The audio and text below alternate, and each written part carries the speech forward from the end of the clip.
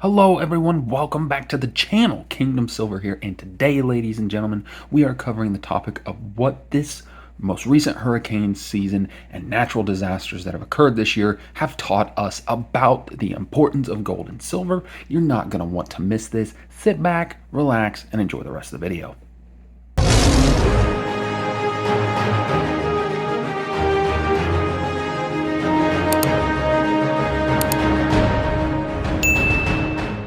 Thank you so much for checking out this channel. I really do appreciate your support. And if you haven't already, ladies and gentlemen, please smash that like button, comment, subscribe to the channel. Let's get the word out about gold and silver. So, as I mentioned, we're going to be covering about what we learned about gold and silver, the lessons about gold and silver during this most recent hurricane season. And I got this idea actually from a post from Yankee Stacking. Yankee Stacking, along with Silver Dragons and also Rob Keentz of the Freedom Report, formerly Gold and Silver Pros.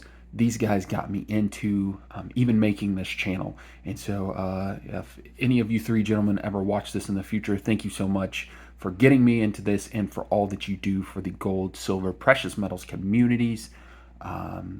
Really appreciate you guys. So I got this idea because there was a post that Yankee shared, and it was of this tweet right here that you're seeing on the screen right now. And it's from a gentleman named Health Ranger. Now, he is verified. I don't know much else about him. However, I do trust Yankee. I feel like he's a reliable source. So if he's sharing this, I think this is valid information. However, I'd love to learn in the comments if there's anybody that could corroborate, hard word to say, this what Health Ranger is sharing. But in this tweet, he is saying that right now, and again, this was a couple of weeks ago, but during the immediate aftermath of Hurricane Helene, people were using two forms of payment primarily for goods and services, and it was cash and it was silver. And why is that? Well, as he goes on to explain in the rest of this tweet, things that require infrastructure and electricity, such as debit cards, credit cards, cryptocurrency, those things don't work in a natural disaster environment where there's just not simply a way to access those transactions. And furthermore, I think interesting, as he farther down in this tweet, he goes into saying, anything divisible, and he's speaking specifically of the dollars, actually, that dollar bills were going in a higher premium or were in higher demand as opposed to just let's say, and this doesn't say it explicitly in the tweet, but let's say, a 10, a 20, a $50 bill, $100 bill, because of that divisible aspect. So, I thought this was interesting because I think there's a couple of lessons here that we can learn from this.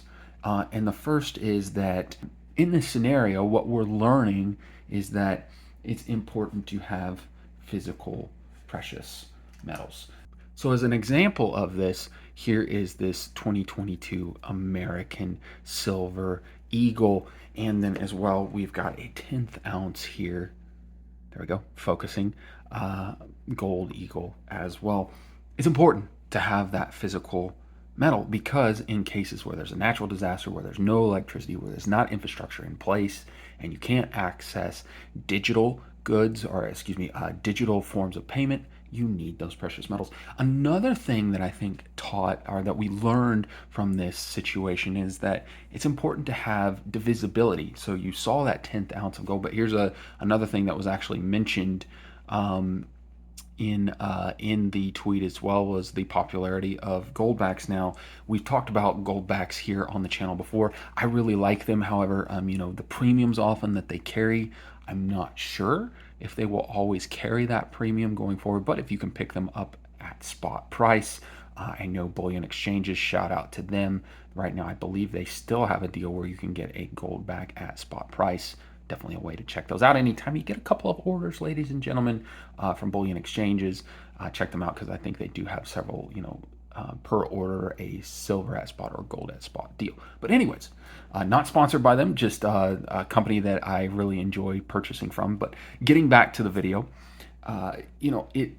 in this tweet as well, it's talking about, why that's popular. And then I will get a couple of these out too. It's your junk silver. It's your 90% silver. It's your 40% if you're getting into the Kennedys, which I have a couple here as well. But this is so valuable in these situations. Why? Because it's fractional, because you can get divisible. I love as much as anybody, the big bars, right? The 10-ounce bars of silver. Don't have any of the kilos or 100-ounce myself, but I see the value in that, especially being able to stack silver, right, at the cheapest way possible. However, I think it's also very important that you have junk silver for these scenarios, because this is a much easier way to even just comparing this here, the eagle and this silver quarter, this is so much more divisible. Or even if you're going down to the dimes, which I have as well, I think that's something very important that you need. And then I think the third thing that we've learned from